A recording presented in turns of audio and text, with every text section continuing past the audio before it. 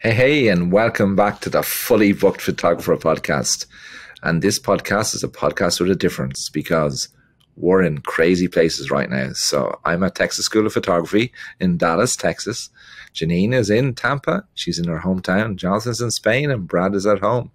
But yeah, it's cool. And this week we're talking about the fifth secret to creating a successful, profitable, sustainable business. And that's about client experience, right? Because it all comes down to client experience. But often client experience is a word that's overused in our industry, we find, and when you discuss client experience, what is a client experience? Like, what's a good client experience? And Texas School is a great example of that this week. They're a sustainable, profitable business. I think it's 4 decades of putting on Texas School of Photography. They're the biggest school that is left by a long, long way. And you can see that they understand client experience. They understand what the photographers require and need coming to Texas School. So we're going to deep dive into that today now with you as to how the client experience links to the client journey, because we've talked about the client journey before. So Janine, like in your impression, like how do these two things, client experience and client journey, just knit together? Well, for me, they're the same thing. The client journey and the client experience, I use those words interchangeably because we're taking our clients on a journey, and they're also, that journey is the experience that they're receiving from our studio. So really the difference is, I think a lot of photographers think about their systems and think that that's a client journey and that's a client experience, but really that's just the back end system that you're using in your studio. The client journey, the client experience is what the client is experiencing from their end that you're providing to them, not what you're doing behind the scenes to make it all happen. It's what they're actually experiencing. So their experience is their journey. Right. Okay. I'm glad you clarified that for me. I'm pretending I didn't know that. So let's move on. So you guys are all I know you guys are all Disney fans, right? Brad, on a scale of 1 to 10, 10 being absolutely lunatic Disney fan, where would you be on that scale? Oh, like a solid 8, Ronan. Solid 8. I know you probably were expecting me to say 10. And yes, I go to Disney multiple times a year, or try to get to Disney multiple times a year. And yes, every year I try and get on the parade. But I'm not wearing Mickey ears. I'm not crying when I see the castle. I've only done that a handful of times, not every time. So maybe a solid 8.5. I'm not in tears every time I go. I'm not chasing characters, although I am on first name terms with Michael, the mouse, and Goofy and Pluto and the gang.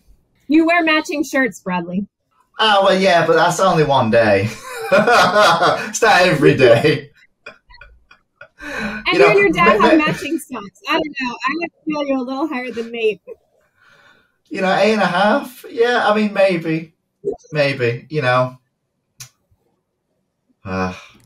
So Janine, you have to be a 10, right? Janine has to be 10. So if Brad's 8.5, Janine, what are you? Are you a 10? Or I don't want to be putting words in your mouth, but the fact that Brad's more at 9.7. I would have thought. I know, so. Right? I'm sitting here still baffled by the fact that Brad didn't rank himself higher. It's like throwing my whole sense of scale off. well, I mean, if 10 is like extreme crazy Disney fan. And I've seen the crazy Disney fans, who all dress up to go to Disney and wear all the ears and cry every time they see a parade or firework display. I'm not there. Not yet. That's because you have emotion. That's not me, not yet. When I have children, perhaps. So maybe I'm a 9. I think that's because the Borg have assimilated you, Brad. So, there's too much logic going on and not enough emotion. But anyway, let's Janine. So the fact, you say you are the Disney of children portrait experiences, right? So you must be a 10. I would like to say I'm as close to a 10 as possible. Actually, I think once I hired my office manager, sales manager, Candace, she's like a 15. you know, when she's not at work, she's at Disney. She goes, like, she had Tuesday off, and I text her, I'm like, hey, can you call this client? She's like, I will when I get off of a ride. I'm like, wait a minute, are you at Disney? And she's like, yeah. Do you want me to send you pictures of the mugs? They have new ones, you know. I mean, so she literally, if she's not here at the studio, she's at Disney. So she probably ranks a little bit higher than me, which I would never admit openly, but I guess I am since I'm admitting it on a podcast. But she has like the unlimited season tickets, and she literally goes anytime she's not at work. So I am more of I love Disney. I'm a huge Disney fan. I own like everything you can imagine. And I go, but when I go, I'm not a go to the park every week person. I go for moments and experiences with my kids and or friends, right? And so I'm going, and every time I go, it's for a reason. And so that's a little bit different. It's different ways of experiencing Disney. I like it to be this big event every time I go. And so it's a little bit different, but I would definitely rate myself as a 10, just a different 10 than Candace, who's there every week. Alrighty. And Jonathan, you must have been a 6, even though you fell in love with Bella when you were 16, right? Princess Bella in Disney France. But or Disney Paris, but when well, we can tell Roland's a 1.5 because he doesn't even know the name of the princesses. Princess Bella? Is there no Princess Bella? It's Belle. Belle? Okay. Oh. Well, there should be a Bella because it sounds better than Belle. so, Jonathan, tell us this: like, did your rank? Did your ranking go up, Jonathan, when Star Wars became part of Disney? Yeah, but I wouldn't say I was a 6. I would say Disney I was probably a 2 out of 10. And when Star Wars was purchased and bought over, I'd probably be about a 4.5 out of 10 at the minute. Is that all? Why is that? Why does their client experience not excite you as much as it does others? It's something that they're doing wrong. I just have never been to Disney often enough to know. I come to Spain and golf and play tennis instead. All right, so you're one of those rogues. You belong in planet whatever. I don't know which planet you belong in, but not Disney World anyway. All right, so Janine and Brad and Jonathan, let's just talk about. We're talking about client experience, right? And I always find it's a great idea to look at what these big brands do, right, and how they do things. And it's clear, Janine, that Disney they understand the psychology of people, right? And they understand the psychology of moments. So, you know, what are those moments and what can photographers learn from those moments? So Disney does such a fantastic job. And I think this is why I enjoy going periodically, so I can absorb it all as opposed to going routinely and then just taking things for granted. Because I'm always researching when I'm doing things. So Disney is just they script everything, Ronan, everything. I mean, we talked about it a few podcasts ago, where when you book a Disney vacation, the packet you get in the mail is all customized, and how I received that map with my name on it, and it launched me into my whole vacation in a way that I never expected. So the moment they create, when you book your vacation, you've just spent all this money, they make you feel good about that decision, and they get you excited about the trip you're about to go on. Then when you get there, I mean, each of the parks does it a little bit different, but, you know, Magic Kingdom is probably the most well-renowned that everybody goes to see. I mean, the entire experience leading up to getting into the park, you know, getting there at a specific time so you can see the bell rung and you can see Mickey and Minnie come out, and everybody flows into the park, and then Main Street, and the excitement of walking in. And unlike Brad, like a lot of people who see it for the first time do cry. Kids get excited. I mean, it is just like this insane moment of walking into Disney for the first time, the 10th time, the 100th time. It doesn't matter. The music is playing, the bubbles are going, the characters are there greeting you. I mean, everything about it is just like, this is going to be the most magical day of your life as you're walking into the park. And then the crowds and everything starts to happen, right? You're starting to wait in line now for rides. As the day goes on, everybody always jokes about, you know, Disney is the happiest place on earth until 3:00 in the afternoon when all the kids get cranky and need a nap, or Brad gets cranky and needs a drink. You know, whatever it is, you know, you have the lulls of a day. I mean, you can't stay on a high all day. It's not possible. You can't stay on a high through an entire experience. It's just not possible. So you're going to have ups and you're going to have downs. And Disney knows this, and they craft it all perfectly. They have like these highlights throughout the day. So like you talked about the parade, right? Brad wants to get on the parade. So midway through the day, they have this parade. Everybody can come and relax a little bit. Just relax. You don't have to do anything. You can just sit and watch a parade, and it's exciting. It's entertaining. The kids love to watch it, and the parents don't have to do anything. And then you go into this other ups and downs, lulls, and then the night ends with this incredible moment of the fireworks. And Disney does fireworks like nobody else does fireworks. And so again, and it's interesting because a couple years ago, I made the mistake of thinking it would be a great idea to take my kids to Disney like 3 days before Christmas. Usually I do Mickey's Very Merry Christmas early in December. And this year, because of the way things were, I had to do it toward closer to Christmas. The crowds all day were absolutely insane. I mean, we might have, besides our fast passes, gone on like 3 rides, right? And the kids were tired. They were cranky. But as soon as Disney got dark, everything changed. Everything changed. Erin got excited. She's like, oh my gosh, I've never been to Disney this late. Everything is magical. And even James being so young, he perked up. And when we sat and waited for the fireworks and the fireworks happened, that was the last memory we had of the day. No one remembered the kids fighting. No one remembered other things happening. Like all of those bad memories or moments that happened throughout the day disappeared when the fireworks came. And that's what everybody remembered. And that's what the kids still talk about, the fireworks. So they script it so well, Ronan, to have you like to remember the beginning, you remember the parts in the middle, and then you remember the incredible ending when you leave the park. And they do it in a brilliant way because they understand if you can create special moments, you don't have to create the whole time doesn't have to be perfect. As long as you have those perfect memories scattered in between everything. All righty. So Brad, how do you, have you learned anything from Disney that you can put into your business? Like, do you think in these moments as well? Yes, I have. So the two, I suppose I've got 2 very memorable Disney experiences. One's a sales experience, and then one's a tour experience. So the sales experience taught me a lot about post sales and about keeping the team informed and just little hints that signifies somebody has just purchased, which Disney did incredibly well. So humble brag, I'm a Disney Vacation Club member.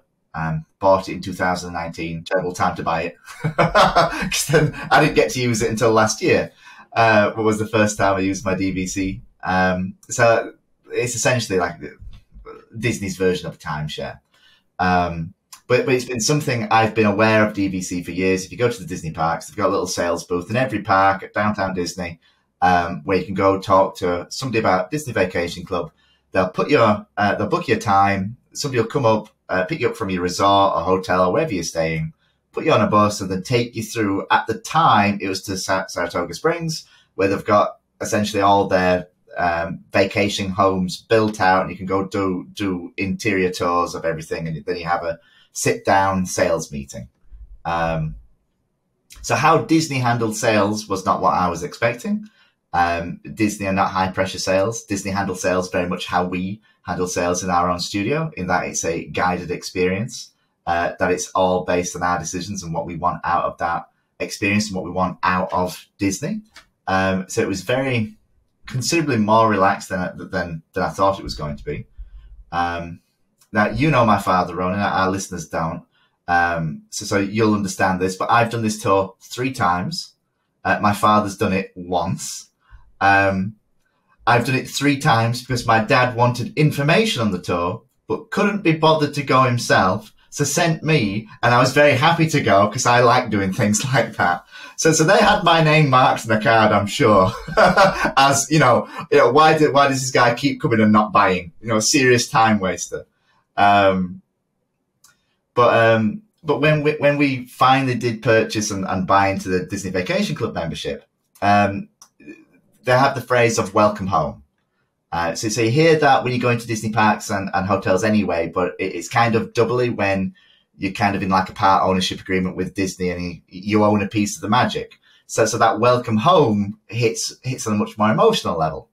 Anyway, the time we actually purchased the DVC, we were driving down. We had a wonderful conversation with our bus driver because all Disney staff are very friendly and knowledgeable. We go inside, we sit through the sales, let's call it a seminar, but essentially how Disney handled their sales experience.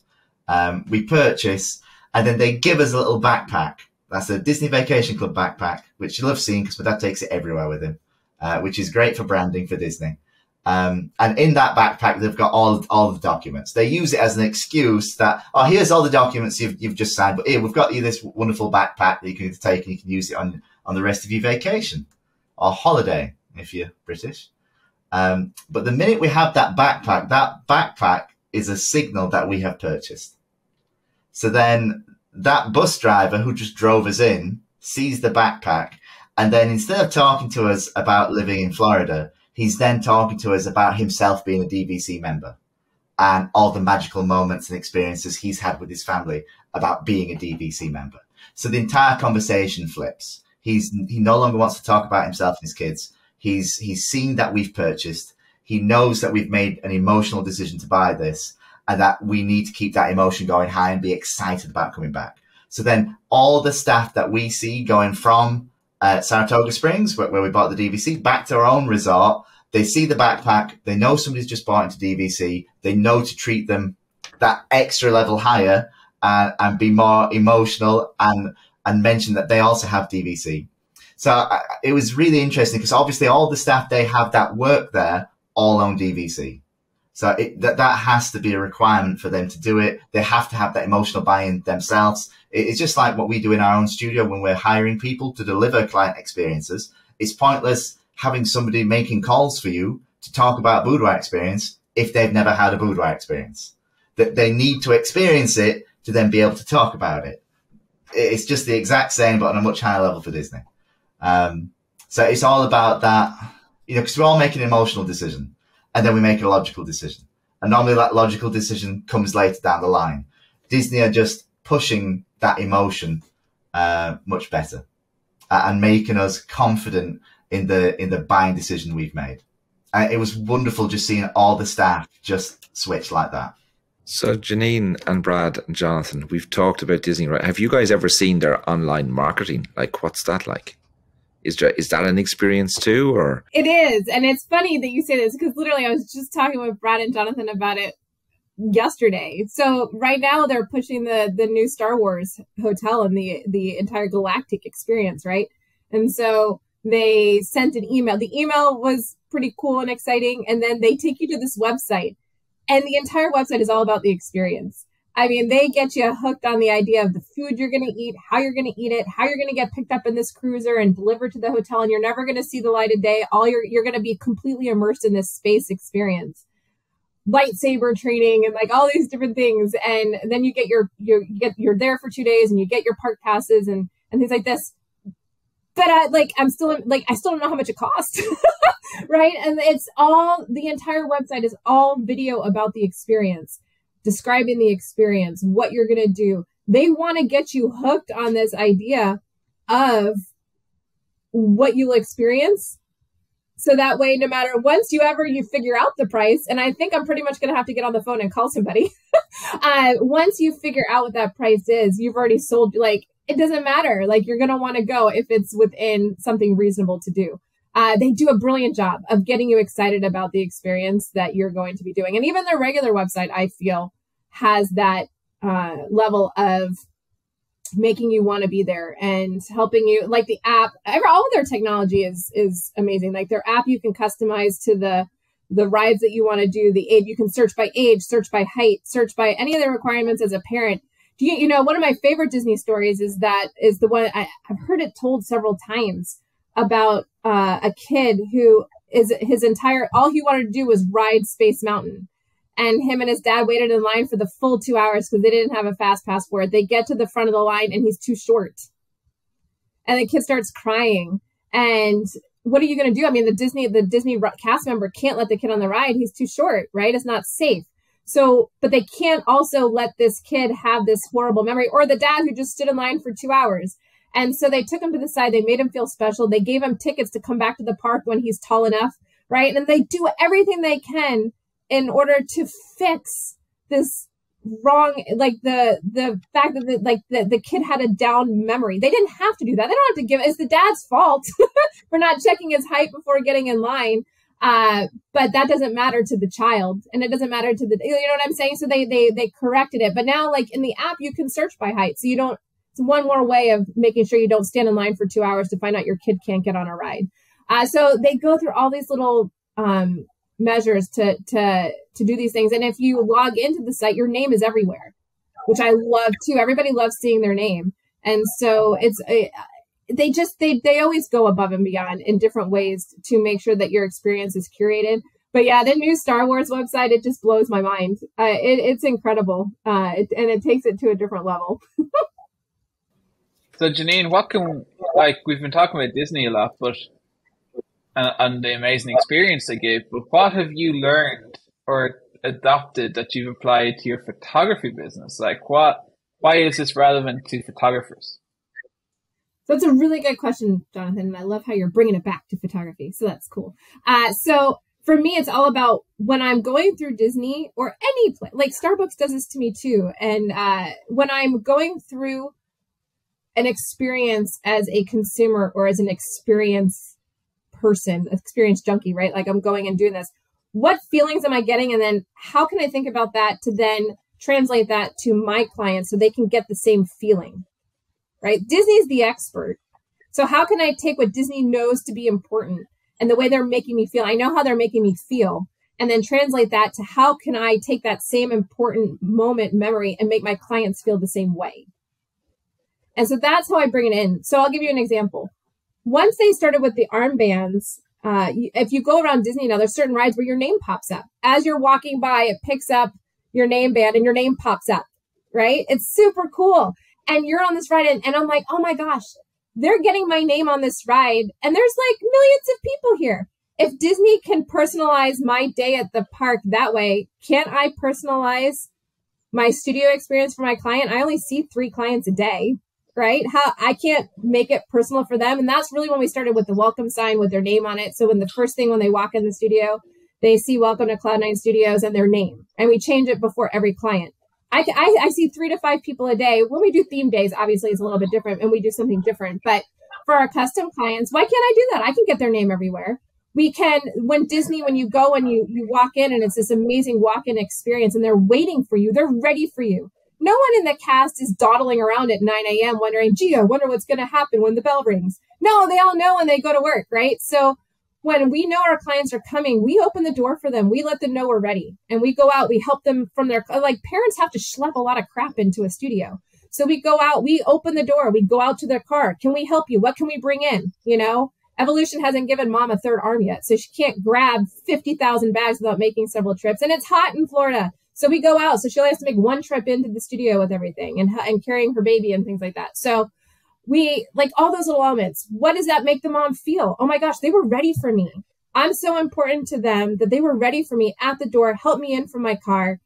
I feel special. And that's what we want our clients to feel special and recognize their entire time that they're with us, from the time they book the session to the time they arrive, to the time they come and view an order, and to the time they pick up and enjoy their portraits. Always, how can we make them feel and make them feel special? And that's kind of what Disney taught me and how to personalize it. But Janine, don't they just want the albums and the wall art and the product and the images? Why do they care? Why do they care? Oh, Jonathan, you're so funny. So yes, of course, they want the finished product because that's why they're hiring a photography studio and a professional photographer instead of just taking the images themselves or having a friend take the images for them. They want to come in and have an experience. And so, when someone goes to a Disney, they expect one thing, right? When you go, and this is funny because like you can go to other parks too, and now I'm Disney spoiled. If I go to a Six Flags, I expect a Disney experience and I don't get it. And then, there's gum on the railings and there's dirt everywhere and you forget, you take for granted that, Disney has an entire team of people cleaning up garbage, so you never see anything un-Disney like when you're in the park. And so the same thing here, right?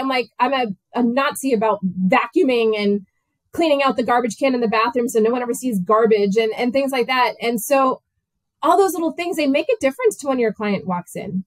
Are they hiring you for a portrait experience and an experience for their child? Yes.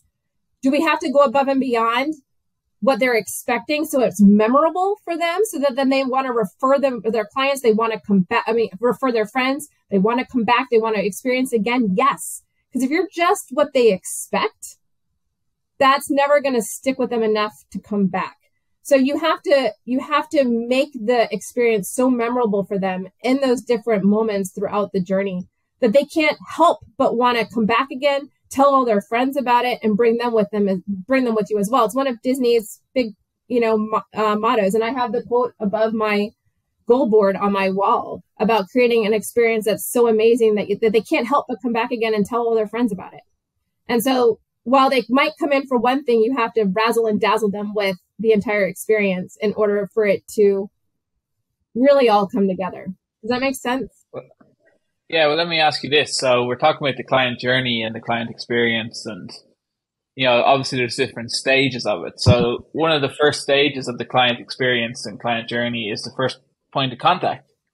So what do your clients actually desire? Do they desire, are they waking up thinking, oh yes, I must do a first birthday session, or I know you're doing a lot of family sessions at the moment.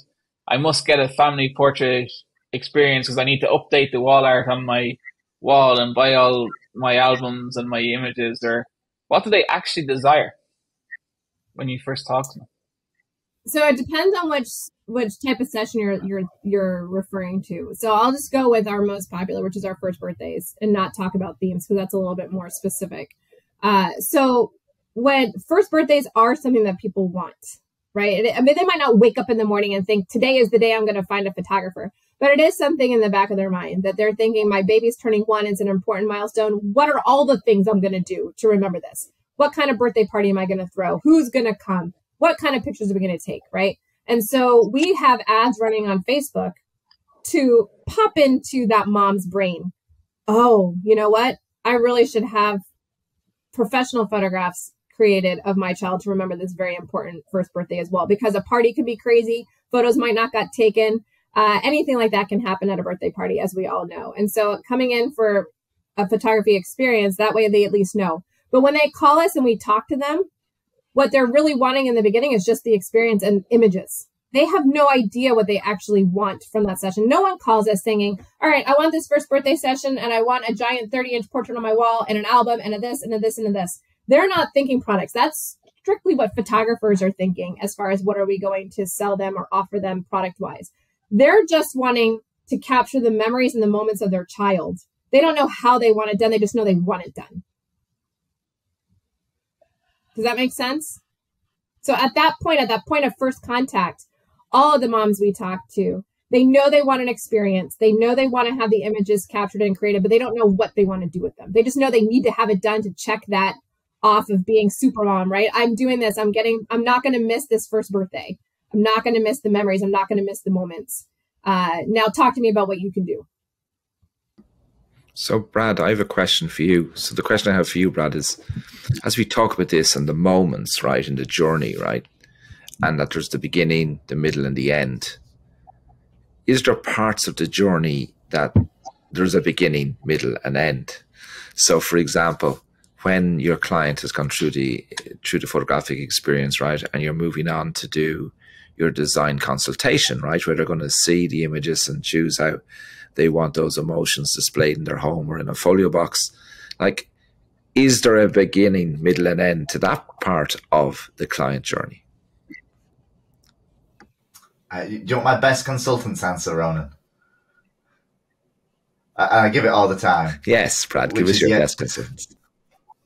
Which is yes and no. the true consultant's answer. Because yes, everything that we do, so every experience that we do is essentially the same. Or how it's delivered, or all those key core boxes are ticked off for every client. So we have a clearly defined start, middle, and end. But every client is unique. It's your responsibility as a business owner when you're delivering an experience to a client to listen to your client and find out what they truly desire out of it. Because some clients might need slightly more attention at one part of their experience than others. So we've got a really clearly defined process. It's my parents and Ruth in the studio are really, I'm trying to think of the best way to describe them, but they're on the ball in delivering that experience, and they can essentially do it blindfolded because it's followed that in such a process that it's just nailed. But you have to listen to your client because you have to make it special for them. And doing the same thing doesn't make something special. Doing the same thing helps you have process and helps you have consistency and helps you build a scalable business. But it's not going to deliver a moment like what Gene was talking about. To deliver those moments, you have to listen to your client. You have to understand the real reason they're coming in for the experience. And you have to do something that they are not expecting. That's easier for us than it is for Disney, right? Because Disney have so many different client avatars, but you can see even with how they do food that they're catering to all those budgets, right? But for us, it's easier for us to listen to our clients, right? And yes, know our client journey, and yes, know our client experience and know those touch points, but understand what touch points, listen for what touch points are relevant to each individual client, right? Yeah. And part of my daily studio manager's checklist is I find out who we're photographing for that day. And I always ask the question, how can we make this day extra special for them? Because a lot of the times it's asking that question that will get people to think and will do something else. We've already planned something, but by asking the question to everybody, and then we all start thinking about it, we will think of something else. And sometimes that something else is as simple as going to buy them flowers because it's an anniversary or they're celebrating a birthday, and that information we've got later down the line. Because clients sometimes don't tell you everything right on that first call. You know, they drip feed information until like the day before they're coming in, and then you suddenly discover that it's the husband's 50th in a week's time, or it's their 50th in a week's time. So then you want to do something extra special. And Jonathan, the Fully Booked engine is great to be able to help manage this process, right? And manage all your information and your communications with a client to help you manage that client experience so much better. It's a slide plug. Yeah, absolutely. I mean, we all know that the client experience encompasses everything. And we should every photographer should be thinking with the lens that their client is the hero. They don't matter. Nobody cares about you. Okay, I'm going to be blunt. They care about what you can do for them, right? So you always have to be focused on the experience you're going to deliver for your client. And that goes from the very first point of contact right through to when you're delivering the order and celebrating the achievement of the session and, getting them back in for other sessions or getting referrals. And the Fully Booked engine can really help with all of those steps along the client journey, because each step has a goal or a purpose, to move them to the next step. There's a goal behind every step that Janine talks about in our client journey course.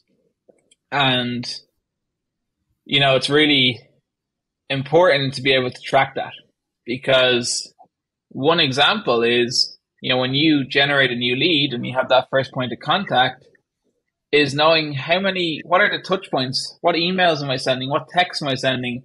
How many calls am I making to get those people on the phone, earn a conversation, to then qualify and book them in?